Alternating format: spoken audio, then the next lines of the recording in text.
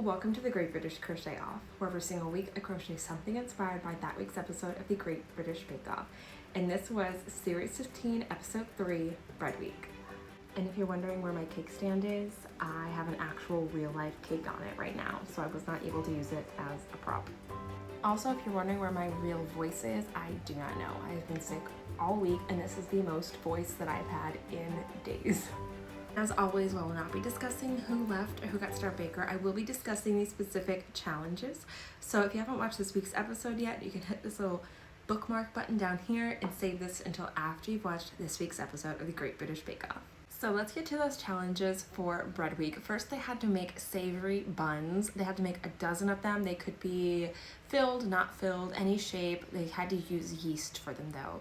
And I will just say, these all looked so stinking delicious. Like, I would have eaten any one of these.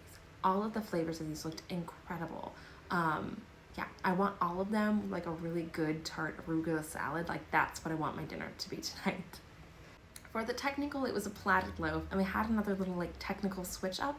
So instead of them getting written instruction for how to do it, Paul Hollywood walked them through how to make the 7-strand loaf. And like a one-time demo, and they had to remember how he did it and recreate it later with their own dough. And last, for their showstopper, they had to make a bread cornucopia display. So they had to make a cornucopia out of bread and then fill it with more bread, with 2 different types of bread. And that could be like bagels, buns, mini loaves. Some people did pizza. All sorts of different kinds of bread could go inside of your bread cornucopia. And this week I was inspired by all of the bakers' cornucopia displays. And I know this is a little crazy and busy, so let's break it down. So each of these are hair clips, and each of these hair clips represents a different baker's cornucopia display in some way. I either took something literal like rainbows, or in some cases I took ingredients that they used. So I'll go through really quickly who all of these represent. First, Jill did a like seaside vacation cornucopia display, and so I made these little seashells that are faintly like a certain Disney princess, because these are all hair clips for my daughters. Next, Andy did a celebration of a trip he took to New York, and he specifically talked about the pizza, and they made these little like pizza breads, so I made some pizza hair clips. These ones might be my favorite. John had a beautiful celebration of pride as his cornucopia, so I made these little rainbow hair clips, and again, they're so stinking cute.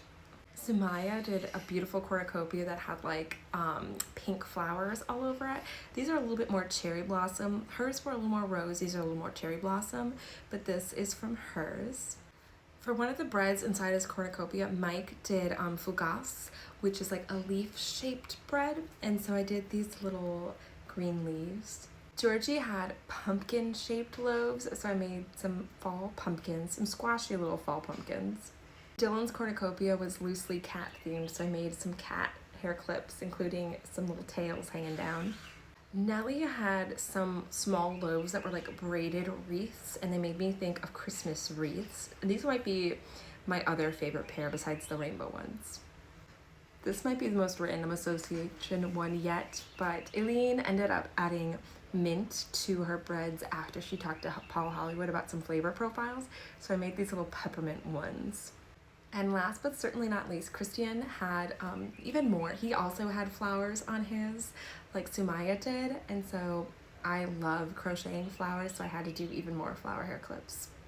Here is the holder that I made for all of these with some extra hair clips that I had some extra hearts from decorating it, and a flower that I was testing some stuff on. So all of these just get clipped into there to hold them in place and be a good way for me to find them when we want to put them into little people's hair.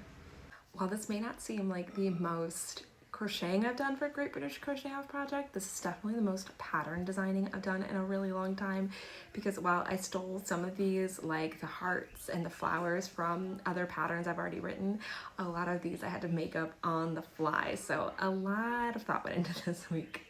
So I hope you guys enjoy this. The Great British Crochet Off technical version will be out in a couple of days. It's going to take me a while to edit it because of all these different things that I feature. But look for that soon, and then I will see you guys next week for Caramel Week, which almost guarantees that it will be raining that episode.